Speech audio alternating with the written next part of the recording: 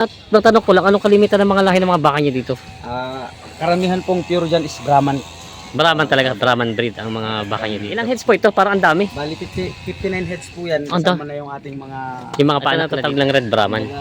tubo na tayo dun sa ginastos ng ating bossing. Si ano, magkano po? 650k. Halos may kalating milyon. Mahigit po.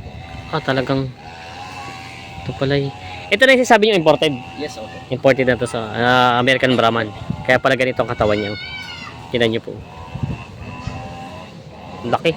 Grabe ang katawan. Umaga mga Talongs TV. Tayo po ay galing Padre Garcia, Batangas Livestock Auction Market. At tayo po ay may nag-imbita sa atin dito ng isang baguhan pala po nag-farming dito sa San Antonio, Quezon. At meron po sila dito malalahing mga bakang mga imported. At ito po napakarami. Sila po ay nagbe-breed gate dito. At tayo nagtanong ng ilang impormasyon lalong gate sa pag-aalaga ng ganitong mga baka. Kaya samahan nyo ako sa ating video dito sa ating cattle farm visit dito sa San Antonio, Quezon. From Padre Garcia, Batangas, pauwi na po tayo ng Tayabas, Quezon. Tayo po ay may dadaanan ditong bakahan daw dito sa San Antonio. Mga Talongs TV, salamat kay Sir Brando at inantay niya tayo sa highway. Kasi ito po ay medyo malaylay pa rin at parang 200 to 300 meters po galing sa highway ang lugar na ito. At ito na nga po, nandito na tayo. Napakaganda po ng paligid nila. At yan po ang linis at marami mga bagong puno nakatanim. At may gitarap na tayo sa farm nila dito ito sa San Antonio. Ano pa pala? Construction ang farm dito ng mga baka. Ayan o. Ito po yung dadaanan ng mga baka, ano? Palabas. Ayan o. Ano po paipitan. Para pagtuturukan. Oo, ito. Ito bagong-bago pa pala. Ayan.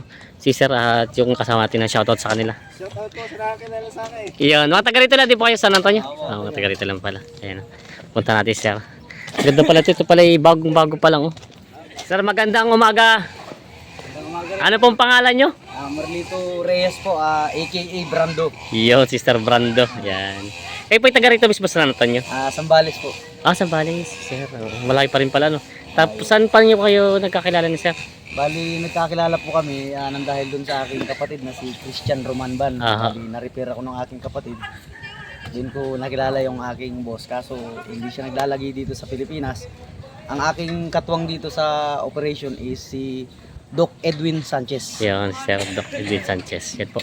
Bali po itong farm nyo ay bago pa lang po nag-impisa? Bago pa lang po kami. May ilang ano pa lang po ito? Bali, mag 1 year pa lang po itong... Bago-bago pa pala. Oo. Sir, pwede tayo pa siya sa mga baka nyo? Dito po tayo, sir. Ayun. Bagong-bago pa pala itong mga baka. Ayan. Ang dami. Ang daming baka nila. Sir, ito pala ano siya, kumbaga laho ka na siya na maliliit at malalaki ano? Bali, nabili po natin yan is may mga partner na yung iba is na-breed na po natin dito. Kumbaga yung iba po nandito na maliliit ay mga paanak niyo na? Yes, opo. Yun naman pala. Oo. Pero sir, natanong ko lang, anong kalimitan ng mga lahi ng mga baka niyo dito? Karamihan pong pure dyan is Brahman. Brahman talaga, Brahman breed ang mga baka niyo dito. So sa 1 year pong yun, simula nag-umpisa po ito kayo na rin na nag-asikaso nito? Opo. Yun naman pala. Ayan. Ilang heads po ito? Parang ang dami. Bali, 59 heads po yan. Ando? Kasama na yung ating mga... Yung mga paanak na dito? Tingnan natin. Lalaki pala nito. Ayan. 59 heads daw pala ito mga nandito. Parang, ilan po ang babae? Parang marami. Opo, mas lamang yung aking mga kababaihang alaga. Ilan po itong... Kaya doon sa ating mga bull, bali yung bull po natin is bumibilang lang ng mga halos 16 heads. 16 heads. Opo. Kasi matanong ko lang, ito kasi, ito, di ba, maraming mga inahin. Ito, ang dami, mga dami, magka-assorted, mga dumalaga, tapos mga inahin. Yung mga bull mo, hindi nag-aaway? Hindi naman, sir, gawa ng napagkasundo-sundo namin sila nang dahil doon sa pag-aasikaso rin siguro. Dahil siyempre yung iba talagang nagkakaroon ng territory. Oo, wag ganun. Pero meron kasi dyan sa ganito mga hype, meron para sa tao meron pinakasiga dyan, wala namang... Gawa ng nasanay na rin siguro nang dahil din siyempre sa pagmamahal na alaga para sa kanila. Ayun, nakuha namin yung sekreto para hindi sila masyadong agresibo. Yun. Mag-wild. Kasi kalimitan pag ganito karami nga naman yan, katulad yan, ang dami, pinapakain na sir, yun. Ayan, pero sir, matanong ko lang, ito po ba kung papasok dito, hindi naman sila... Hindi po. Mababait naman sila? Safe tayo, sir. Sige, papasyal natin, titingnan natin para malapitan natin. Ito po yung mga ano po ito nandito, mga stock na. Bali, yan po yung ating silage na ginagawa para pagkain ng ating mga alagang Baka. Baka po. Ano po kayo na rin nag-silage o binibili nyo? Binili po namin siya ng mais palaang kasama na puno at saka bunga. Oo. Kami na ang gumawa, sir. Kumbaga, hindi naman siya binili nyo na naka-silage na. Hindi na po. Kasi parang malulugi kayo sa pakain at matagal-tagal nalagay yun. Ayun. Kumbaga yung mais na po binibili nyo. Okay na. Katuwang ko sa trabaho, Ayan. sir. Shoutout kila Bossing. Yeah. Pamangkin ko at mga kapatid ko. Ayan. Bossing, magandang umaga. Yan, sir. Tapos sumama ka sa akin para maglalakad. Yan tayo dito na pupasokin natin yung mga baka nila dito. Ayan, sir. Oo. Eto, pwede natin lapitan ano? Pwede. Oo, mababait naman daw itong mga baka nila. Yan. May mga airtag pa yung iba. Pero po ito po ay kalimitan saan galing po ang mga baka nyo? Kasi nabanggit Dito po, na ano lang namin dito lang din yan sa ibaan. sa ibaan. Opo, lahat po nun. Parang nabanggit sa akin ni sir yung iba Meron daw dito. kaming dalawang ano dyan na special na galing Australia. Yung imported. Opo, yung kulay red. Ayun nandun po. Opo. Yun po ba yung sabi nilang imported na Brahma na ginagamit nyo ngayon? Galing sa Man Farm? Opo. Man Farm? Opo. Man Farm, yun. Ito po, lalaki ng mga inahin nila sir dito. Ayan. Ito yung mga ito po pinapakain niya ng silage sa aming. Hindi na siya pure na Brahman. Oo, parang medyo ano nga siya. Tagalog na siya. Oo, Hindi halo na siya. Kumbaga kino-crossbreed niyo na lang siya. Sa karamihan po niya is talagang pure na Brahman. Oo, ang kinuha niyo po. Ito, tingnan niyo. Silage ang pakain nila dito. Yan. At kung iba ito pag mga ganitong mga alpas na ganito pag medyo matatapang ito nalapit sa mga tao ano. Sa mga tao, nasugod. Pero matanong ko lang sir, hindi ba sila masyadong crowded sa ganito kalit na area? Maluwang po yung kanilang open po yung ating pinto doon. May Yes. Opo. alpasa. Opo. Free range po yan. Doon sa labas? Opo. May ilang hektarya po yung alpasa niyo dito? Ito po halos mga, hindi ako nagkakamali, is mga 2 hektarya. Oo. Kumbaga kasi ang alam ko kasi pag kada isang baka ay 1 hectare, meron naman kayong pakain. Meron po. Ayan, yung ayuda tatawag nila. Opo. Yun, meron palang ayuda sila sir. Ayun. Kumbaga pala ito yung mga malalahay niyo po pala yung mga ganador. Ito namang mga inahin ay halo na. Tapos yung mga patining natin dyan, isa yun yung mga isa-cycle natin this year. Ay, Para yan. makapagpalit po tayo ng panibago ulit. Para, siyempre, makapag, ulit, Benta, yung mga ibang katuwang natin sa trabaho, pagka tayo nakapag-cycle. Ibig sabihin sir, matanong ko po wala. Ang patining niyo po, ano po ang style ng patining niyo dito? Kinukurol niyo. So dito lang pre-range lang din siya. Free-range. Pre-range lang siya. May setup kami dyan ni Doc Edwin. Kailangan po talaga namin siyang ilagay sa enclosure para mas malaman namin yung talagang pakain sa araw-araw. Kasi nag-average kami ng pakain is one head is 20 to 30 kilos every day sa isang baka. Meron din po kayo yung tagila dito, yung mga sinusunod na Yes, sa... opo. Kaya lang hindi nyo pa naman umpisan po. Nakakapag-umpisa na po kami. Yan naman pala. Ayan. Sir, tingnan natin yung mga ikutan natin, yung mga mababait naman siguro. No? Hindi naman siguro. Ito yung mga baka na sir. Ikot lang natin, tingnan natin yung mga baka na sir. Ito po yung mga inahin. Ito pala ko sa Sun Farm na galing po ano. Sa lahat-lahat yan sir, ang tinitimpla namin pagkain is 1,500 kilos every day. Sa 59 heads. maghapon. Opo. Ganun po siya karami. Kumbaga, yung pakain yung stock na yun, pang ilang araw lang yun nandun na marami. Halos kung halimbawa puro silage yung gagamitin natin, is 1 week lang. Ubus yan. Oo nga. Paano po yun? Ito ipakain nyo, nangungumpay pa rin kayo? Kumpay hindi na? Kailangan po natin ng leap year Oo. sa kanila. Meron din kayo taniman po dito? May nakukunan tayo sa Lipa. Meron. Bigyan tayo doon. Shout out nga pala, Ma'am Jessica. Ayan. Kasi dami nito sa iniisip ko, sabi ko, ang area niya, sabi nating area niya, kailangan naman ito yung pagkain talaga na napakarami. At hindi basta ito mga bakat, napakalalaki nito eh. Tinay mga bakat, lalaki. Yung mga size ng patining natin, sir. Ito na. Ayan. Malalaki talaga ang mga baka niya po, ano. Yung nakita lang, bumungad lang sa atin kanina, medyo yung mga Tagalogin, pero ito nandito, malalaki oh. Yun po isang baka po yung malaking, parang yung pulang yun. Yan po yung kasama ng pulang ng dalawa na. Itong dalawa. Ang laki ano ba, lalaki babae? Babae po yung mga yan. Ang laki ano. Pwede po, kaya natin baka. Lumapit sir. Baka tayo habulin. Ako takot na sa mga baka. Kahit lagi tayo sa paradan, ikutan natin dito. Ayan. Ang laki. Grabe ano, katawan. Kung titingnan mo ano siya parang ang katawan ni lalaki. Ito babae din. Wala naman yan sir. Red ba? 150,000. Ang Isang piraso. grabe ano. Ito may anak na. Ito na. Oo. Ito na tatawag lang Red Brahman. Tubo na tayo dun sa ginastos na bossing. Si ano, magkano po? 650k. Halos may kalating milyon. Mahigit po. Talagang ito pala ito na yung sabi niyo imported. Yes, opo. Imported na to sa American Brahman. Kaya pala ganito ang katawan niya. Tingnan niyo po. Laki. Grabe ang katawan. Kalang tinitingnan ko kanya, kala ko yung sabi mong ganador. Yung pala yung babae. Ayan. Bali, ang MN bull na Farm. laging katapat na yung may pangalan sa amin si Dagul. Si Dagol. Saan? Tingnan natin. Ito sir, ito ba yung ganador din? Ito matangkad na ito? Opo, yan po yung bull ko. Bull ko rin yan. Hindi siya imported. Brahman, pure Pero, Brahman. pure Brahman pero hindi na siya imported. Hindi na. Dito na lang sa Pilipinas din ang galing. Local na. Local na yun. Grabe ang mga katawan nila. Yan. Ikutan natin. Nasaan boss yung sabi mong ano? Yung kapartner niyang ano? Yan ang kasamang imported. Oo. Pero kung halimbawa hindi talaga successful, halimbawa magiging pareha sila, para maging sure talagang imported yung sir, is kailangan mong AI. Na para hindi nawawala yung pagiging pure niya kahit na nandito siya sa Pilipinas. Yan, ito yung kanyang grabe laki, partner, si Dagul. Dagul talaga laki. Grabe takad Yan yun. po siya ikinocross. Pero yung sabihin yung pulang anak na yun.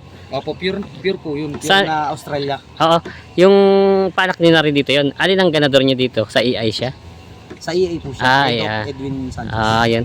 Artificial insemination ang ginamit nila doon sa malaking anak na yun. Ito po hindi pa siya nasampa. Yung Nakakasampa naman na po siya. Nakapalahi na siya ng mga ibang ano natin dyan. Is yung iba dyan is lahi na ni Dagul. ay sorry Pero pala. at least, kumbaga hindi pure pa rin siya na Yun pala. Yung tinan nyo. Pwede, hindi natin pwede abalahin sa pag ano yun. Gusto makita yung mukha niya. Kumakain sila. Ito tinatin to. Ang dami. Kumbaga itong area na to, kaya lang sila sir sabi nila, inilalpasan nila doon. Yung enclosure nila kailangan lagi lang din malinis. Yun yung mga may mga ugali sir kaya hinihiwalay mo. nasa enclosure. Oo. Medyo kapag ka sila ipinawalan dito sir, Oo. kawawa yung ibang maliliit natin bull na pabul na baka. Kawawa lang dun sa ibang nasa enclosure kaya syempre. Kumbaga yung mga siga sila. Magugulat katulad dito na to. Mas nauna sila rito, mas naging priority, dominante kung tawagin. Kaya mas siga sila. Lagi naman ng ganun. Ayan. Ito pala po anong pangalan sir ng farm na to? Meron na bang pangalan? MM Farm. MM Farm na siya. Pero sabi ni Sir ay 2M Farm. MM Farm pala. Ayun. Ito sir, anong lahin? Ito gusto ko makita itong isa to. Brahman din po yan sir. Grabe Ang tangkad. Ito dito na lang sa atin. Yan yung binabawi natin para siya ay lumobo. Oo. Pero para sir ito Indo Brahman ang lahi niya. Opo, hindi. Indo Brahman yan. Ang tangkad Pero sa itingin ko ito parang 2 taon lang mahigit ang sa laki nito. Bata pa siya. Kita naman sa katawan. Ayan. Ito yung mga baka ni sir dito. Gaganda. Lalaki. Busy lang sila sa pagkain ngayon. Gustong mag-alaga dyan ng mga pang... Sir, matanong ko pala. May iba ko. Siyempre, nakapag-breed na kayo dito. Nagbebenta kayo? Nagbibenta po kasi Ayun. gusto na po nating mag-cycle talaga makapagpalit ng para malaman kung kumikita sa mas baka. maganda kasi ito syempre business nung boss ko. Kailangan syempre yearly nakakapagpalit tayo pag-cycle tayo. Yun yung kailangan syempre para may magamit tayong pambili ng mga pagkain gastos. Sweldo ng ating mga katuwang sa trabaho. Sir, iba ko parang ibang breed na ito. Ito yung parang Holstein Imported po. Ay, imported dyan. Opo. Holstein nga ba? Yes, opo. Holstein nga. ang baka nyo pala dito ay assorted. Holstein jersey na tinatawag. Holstein jersey na siya. Matanong ko lang po pala. Hindi pala, parang jersey pala. Ang Holstein nga pala parang itim. Itim. Holstein jersey. Pero same na yung ano niya. Ang kata. Lapit na din yung kanyang lahi na... Ano pong ina-out nyo pala dito? Mga babae o lalaki? Patining. Ay, mga malalaki. Opo, pauli na siguro natin yung bull natin para siyempre mas magandang i-cycle pagka talagang magayong kanilang katawan. Yun pala. Yun pala nga siya. Yung patining natin dyan is pwede na. Pwede na po siyang gamitin. Kumbagay, ito nga pala. Ayan. May nalimutan ko tinatanong ko. Ibig sabihin po yung ang ibebenta niyo po, magbebenta rin kayo ng maliliit o yung malalaki? Akin lang, sir. Ay, malalaki lang. Opo, Hindi naman pala yung ano, yun yung munti ko na sabi ko. Yung ano na halimbawa, pwede na talaga siyang Ipang alagaan or ano. Pero mas much better kung aalagaan. Kung ba sa bull naman, Oo. pwedeng pangkatay or pwedeng pampalahi sa iba. Yung malalaki na rin pala ang inani sir dito. Ayan. Gaganda, tinan niyo to. Ito hindi ko makita yung isa, inakayoko sila din, yung malaki na imported daw yun galing ano. Yun po ay price din niya imabot ng 650,000. Yes, opo. Pero yung iba dyan, may lahi na yan galing India. Alin po? Yung tinuro natin pula doon. Ay, pula. Ay na nga po, pero ano siya, imported na nga kay Bambasa na rin galing. Ayun, India pala yun. Indian Brahman. Ayan. Ito yung mga baka nila sa ito. Nakita natin isa. Ayun, lumabas na yung mukha. Grabe laki oh. Ayan. Ayan. Grabe ang mukha eh. Ito ang pure Brahman. Ang tangkad pati niya. Ayun po ang magkasama. Itong pula tsaka puting ito. Ayan. Gaganda pati mga inahin nyo yung gaganda eh. Mga quality. Kailang inahaluan nga lang ng ibang ano parang nahaluan ng ibang mga yun mga medyo hindi masyadong malalahay na ano katulad dito. Kumbaga kino-crossbreed yun na sila. Din yung itim na yun, sir, is imported din po. Imported din yan? Opo. Ayun. Yung mga baka nila. Mababait sila kasi pag ibang mga Malapit sa Holstein Jersey, sir. alin? Ay ito. Etong itim. Opo. Ayo. Kumbaga hindi siya masyadong nahawakan. Kaya Ah. sinanay ko siyang magiging free range para mas maano siya ng mga katwang ko sa trabaho Oo. na laging ano sa tao, malapit sa tao. Kumbaga hindi rin naman nagpapahawak. Oo. Medyo kikilitin. Oo. Hindi naman pala mahirap mag-alaga ng ganitong baka no. Hindi po. Nasa pag ano lang Opo, din. Tsaka hindi masilan kapag kaya mga ganitong cattle lang ating aalagaan. Kasi yung pagkain naman nila Mm. is madaling i-prepare. Mm. Much better syempre kung may malawak ka na rancho. Oo, yung mga pas maganda yung alpas talaga sila para ano. Ayan. Napakagaling ni Sir. Si Sir pala ay ibig sabihin Sir, bago ka napapunta naman dito, may experience ka sa pagbabaka. Meron tayo sa more on theme park sa zoo, Subic Safari. Oo. Safari. Oo. Ayan si Sir. Si Sir. Kaya Pwede related na ako sa mga ganito pag-aalaga.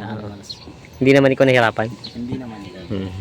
Mas nag-i-enjoy pa ako dahil dito ako na-challenge sa cattle. Ayan.